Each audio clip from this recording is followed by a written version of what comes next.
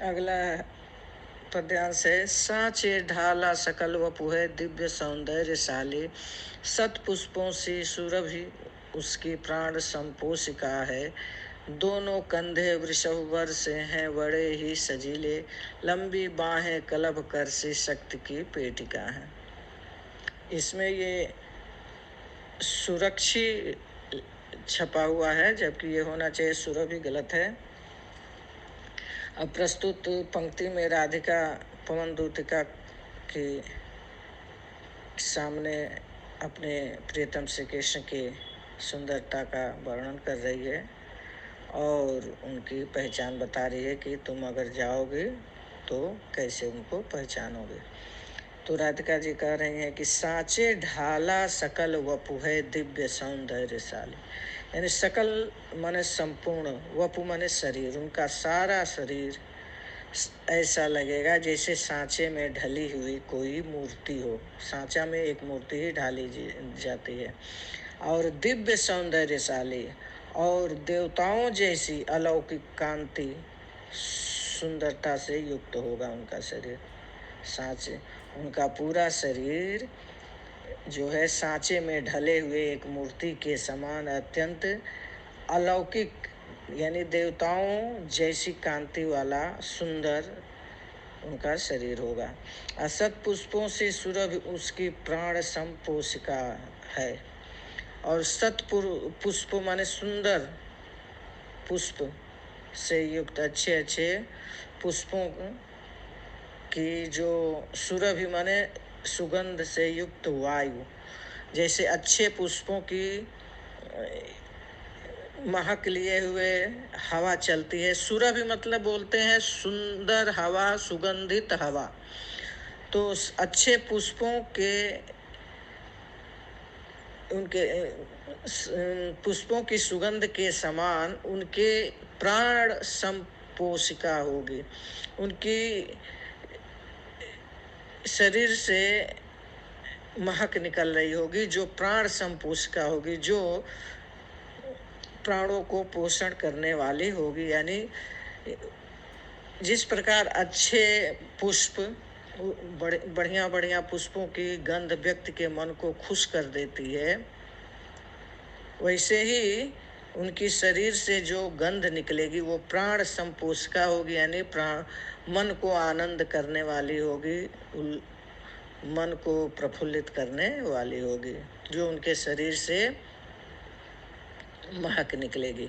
दोनों कंधे वृषभ वर से हैं बड़े ही सजीले, और उनके दोनों कंधे, वृषभ माने साढ़ होता है, वर माने श्रेष्ठ, यानी श्रेष्ठ साढ़ के जैसे कंधे होते हैं वैसे ही उनके भी कंधे होंगे और सजीले और सुंदर होंगे। लंबी बाहें कलभ कर से शक्ति की पेटिका है, और उनकी भुजाएं जो हैं शक्ति की पेटिका, जैसे पेटी ही हो। लंबी बाहें होंगी, कलभ कर, इसमें भी रूपक अलंकार है। वृषभ वर में भी रूपक अलंकार, इसमें भी।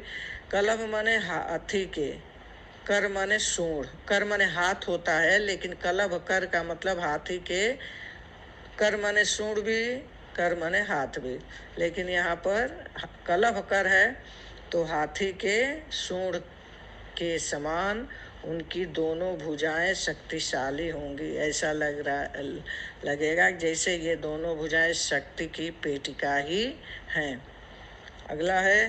राजाओं सा सिर पर लसा दिव्य आपीड़ होगा, शोभा होगी उभय श्रुति में स्वर्ण के कुंडलों की, नाना रत्ना कलित भुज में मंजु कयूर होंगे, मोती माला लसित उनका कम्बुसा कंठ होगा।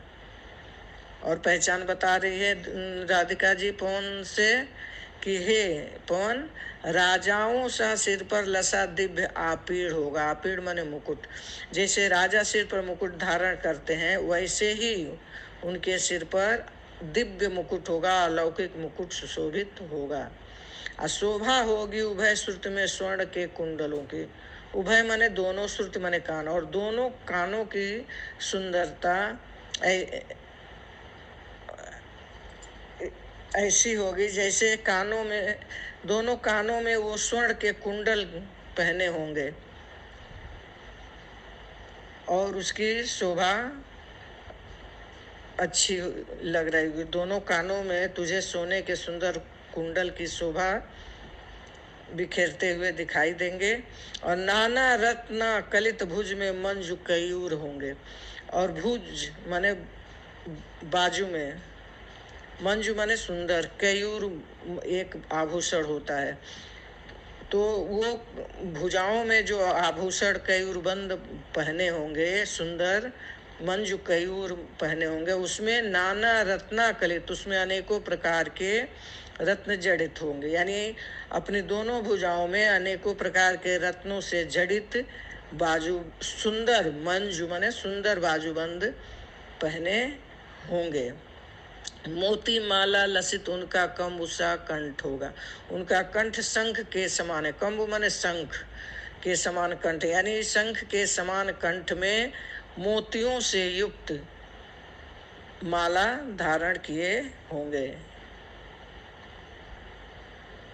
यानी उनके कंठ में शंख के समान सुंदर गले में मोतियों की माला सुशोभित हो रही होगी। 15वां पद्यांश है। तेरे में है न यह गुण जो तू व्यथाएं सुनाए, व्यापारों को प्रखर मति और युक्तियों से चलाना। बैठे जो हो निज सदन में मेघ सी कांति वाले, तो चित्रों को इस भवन में ध्यान से देख जाना। प्रस्तुत पंक्ति में राधिका कौन से कह रही है कि तेरे में है न यह गुण, तुम्हारे में ये गुण नहीं है कि तुम मुख से बोलकर अपनी व्यथा को सुनाओ, क्योंकि हवा तो बोल नहीं सकती, सजीव प्राणी है नहीं, तो तुम तो मुख से बोल नहीं सकती और जिससे कि तू अपनी व्यथा को सुनावे। तो व्यापारों को प्रखर मति और युक्तियों से चलाना, तो तुम इस प्रकार क्रिया करना और अपनी प्रखर बुद्धि को इस युक्ति से चलाना, समझाना कि वो तुम्हारी बात को समझने में सक्षम हो जाए। बैठे जो हो निज सदन में मेघ सी कांति वाले, यदि अपने सदन माने घर में अगर वो मेघ की कांति वाली, मेघ के बादल की कांति के समान सुंदर रंग वाले या वर्ण वाले मेरे प्रीतम अगर घर में बैठे हों, तो चित्रों को इस भवन में ध्यान से देख जाना। तो तुम उस भवन में सभी चित्रों को बहुत ध्यान से देखना, जो जो चित्र उसमें टंगे होंगे उसको बहुत तुम पहले ध्यान से देखना। और जो चित्रों में विरह विधुरा का मिले चित्र कोई, यदि उस चित्रों में कोई विरह विधुरा, कोई अपनी प्रियतम के विरह में कोई दुखी स्त्री, विरह विधुरा माने अपने प्रियतम के दुखी में स्त्री, प्रीतम के वियोग के दुखी में कोई स्त्री का अगर चित्र वहाँ पर उन चित्रों में मिले, तो जाके निकट उनको उसको भाव से यूं हिलाना। उस चित्र के पास बार बार जाकर इस भाव से उसको हिलाना कि प्यारे होके चकित जिससे चित्र की ओर देखें, ताकि वो आश्चर्यचकित होकर मेरे प्रियतम उस चित्र को देखने लगे कि ये चित्र क्यों बार बार हिल रहा है। आशा है यूं सूरत उनको ही हो सकेगी। इस प्रकार से मुझे उम्मीद है कि जब तुम उन चित्र विरह में व्याकुल उस स्त्री वाले चित्र को जाकर बार बार हिलाओगी, तो वो चकित होकर उस चित्र को देखेंगे और हो सकता है, मुझे उम्मीद है कि उनको सूरत मने याद आ जाएगी। ये याद अवश्य आएगी कि कोई विरह में व्याकुल स्त्री यानी मैं राधिका उनको याद कर रही हूँ या बहुत व्यथित हूँ, उनके विरह में अत्यंत व्यथित हूँ। हो सकता है कि मेरी याद आए उन्हें। अगला है, जो कोई भी इस सदन में चित्र उद्यान का हो और हो प्राणी विपुल उसमें घूमते बावले से, तो जाके सन्निकट उसके और हिला के उसे भी देवात्मा को सुरत ब्रज के व्याकुलों की कराना। इस उपरोक्त तीनों सभी पंक्तियों में ये राधिका जी पवन को दूतिका बनाकर श्री कृष्ण के पास भेज रही हैं और उनको मार्ग बतला रही हैं, जाने का मार्ग भी समझा दे रही हैं और ये भी बात समझा रही हैं कि कैसे वो हमारे संदेश को उनके सम्मुख प्रस्तुत करेगी। तो कह रहे हैं कि जो सदन में अगर कोई उद्यान बागीचे का कोई तस्वीर लगी हो, सदन माने उनके घर में, अगर उनके रहने वाले घर में कोई बागीचे का चित्र लगा हो और हो प्राणी विपुल उसमें घूमते बावले से, और ढेर सारे प्राणी इधर उधर बावले पागल व्याकुल होकर घूम रहे हों, तो जाके सन्निकट उसके हिला के उसे भी, तो उस चित्र को भी बार बार उस चित्र के सन्निकट माने पास जाकर और उसे बार बार हिलाकर श्री कृष्ण जी का ध्यान उस चित्र की तरफ खींचना और ऐसे हिलाना कि अनायास उनका ध्यान उस चित्र के पास, चित्र की तरफ चला जाए और देवात्मा को सुरत ब्रज के व्याकुलों की कराना। और इस प्रकार उस देवात्मा श्री कृष्ण को, देवात्मा श्री कृष्ण के लिए आया है, हिलाना और हिलाकर उस श्री कृष्ण देवात्मा श्री कृष्ण को ब्रज के लोगों के व्याकुलता को याद दिलाना, सूरत माने याद दिलाना, और उन्हें ये याद दिलाना कि ब्रज के लोग कितने आपके विरह में व्याकुल हैं और इस प्रकार से तुम अपने इस क्रिया से उनको याद दिलाने में सफल भी हो जाओगी। कोई प्यारा कुसुम कुम्हला गेह में जो पड़ा हो, तो प्यारे के चरण पर ला डाल देना उसी को, यो देना ए पवन बतला फूल सी एक बाला, म्लान हो कमल पग को चूमना चाहते।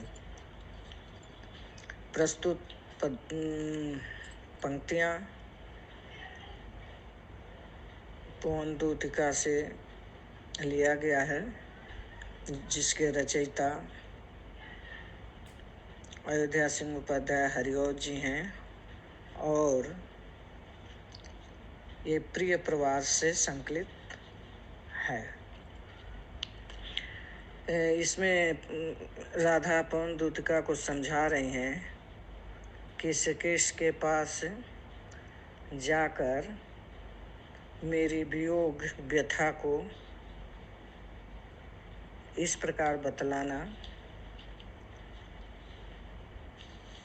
कि वो उन्हें हमारी व्यथा समझ में आवे। राधा पवन से कहती हैं कि यदि घर में कोई प्यारा सा फूल कुम्हलाया हुआ हो, गेह माने घर, तो मेरे प्रीतम श्री कृष्ण के चरणों में लाकर उसको डाल देना और इस प्रकार यूँ देना ए पवन बतला फूल सी एक बाला। इस प्रकार से हे पवन दूतिका, तुम श्री कृष्ण को ये जता देना, भान करा देना कि इसी फूल की जैसी एक सुकोमल बाला भी, बालिका भी, या बाला युवती, बाला मीन्स युवती भी, म्लान हो कमल पग को चूमना चाहती। आपके चरणों को दुखित होकर आपके चरणों को चूमना चाह रही है। प्रस्तुत पंक्ति में जो फूल सी और कमल पग, ये उपमा अलंकार है।